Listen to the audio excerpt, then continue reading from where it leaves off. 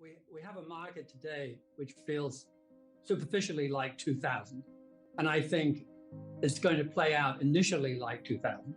And then, unfortunately, is going to phase, as he suggests, into the 70s, where deflationary effects on the economy and the stock market will result in a world rather like the 70s, where all assets are simply much lower priced than they are today.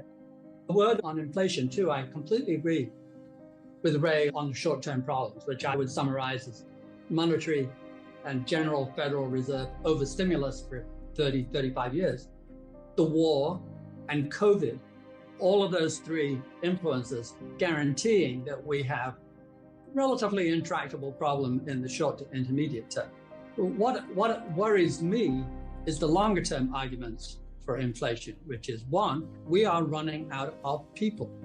In China, where the 500 million extra farmers precipitated globalization, they have now had diminishing cohorts of 20-year-olds for 20 years. And they are guaranteed, since they're alive now, we know the baby cohorts are dropping like a stone. They are simply going to have a shortage of labor, as is the developed world together. That is not a trivial block, the developed world plus China. All of them will be squeezed for labor. After the bubonic plague, they had a 100-year honeymoon period in which wages went up so much it wasn't reached for another several hundred years in the Industrial Revolution.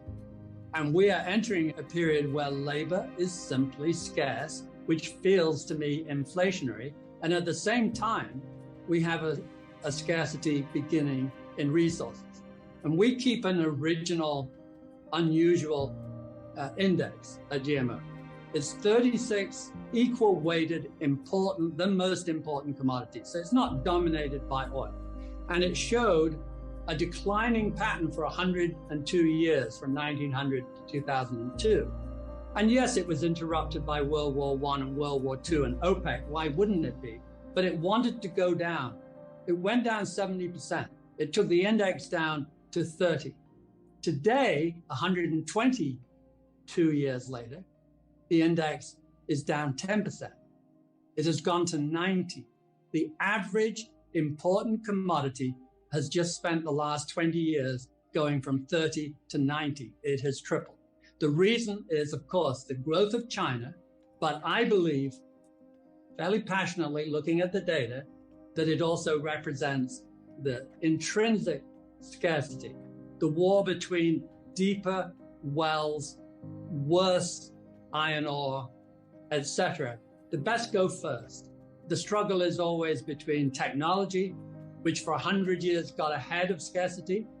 It was 2 paces down for deeper and 3.5 paces up for technology. And now we've reached a phase where we've gone through that stuff. And now we have 2 paces up for technology and 3 paces down for scarcity. The data is screaming at us now for 20 years that we're beginning to run out. It doesn't, and a war, of course, and COVID, we're so fragile. All you have to do is cough now, and it ricochets around the world in price spikes and shortages and bottlenecks. And that is the world we better get used to living in. We're going to have a world of increasing number of bottlenecks and shortages. And the same applies to food. The UN Food Index is higher today than any time in its history of the last 50 years, since it started.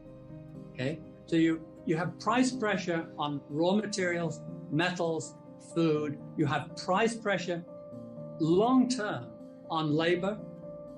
This surely feels like a new era in which inflation will be part of the background music, just like it was in the 20th century, and perhaps more so. The risks of a debt bubble breaking and the risks of an equity bubble breaking have simply not been understood by our Federal Reserve since Paul Volcker. They are incredibly naive. They haven't even got a clue. They're not even interested in the idea. The idea, Benang saying, oh, the US housing market has never declined.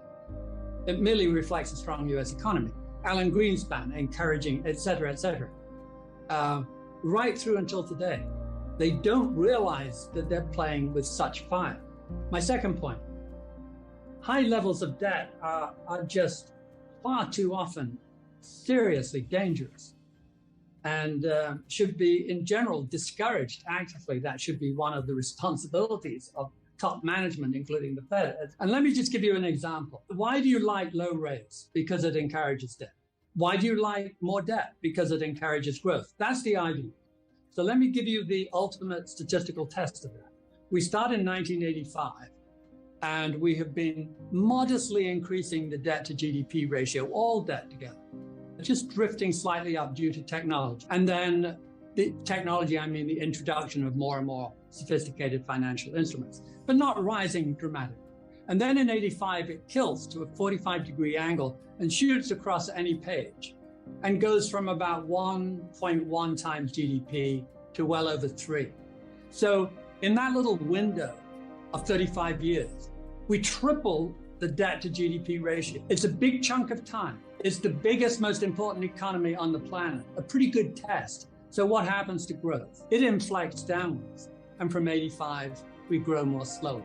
Grant you, there are many other factors at work. It's a complicated picture, but there is little room in that equation for the idea that more debt creates more growth.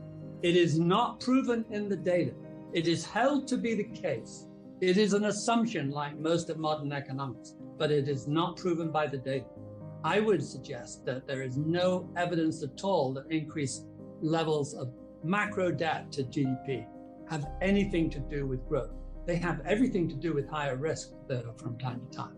Ray made me think that when we're selling our resource portfolio, we have a wonderful exhibit that looks at the correlation between all the major sectors, utilities, consumption, and so on, consumer goods. And there's only one where, as the time period lengthens, the correlation drops, and that is resource. And resources drops to such good effect that based on the last 80 years of data, every rolling 10-year period, that the 10-year correlation is negative. So if you believe in inflation, you know that resources do very well.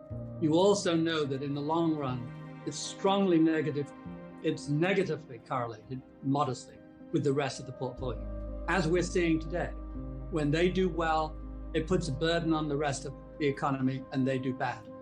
So there is a very strong case here for a resource portfolio. On resources, just a point that the last time we had a super bubble in commodities, there were very large new mines waiting to come online. What has happened since the 2011 crunch, when China slowed down in its heavy industrializing and the growth rate of iron and coal dropped from double digit to zero, dead flat for 3 years in a row, breaking the back of the resource industry. They have not done any CapEx. It takes 5 to 15 years to bring on a mine. They have not been doing this. There are no great reserves of lithium, cobalt, copper, nickel, even iron ore to come online this time. And everybody knows it. If you look at the need for these, particularly green metals, greening metals, it doesn't compute. There are no backup resources. And that applies right across the length and breadth of resources. They have not been CapExing, even in oil and gas, for the last 10 years, to a remarkable degree.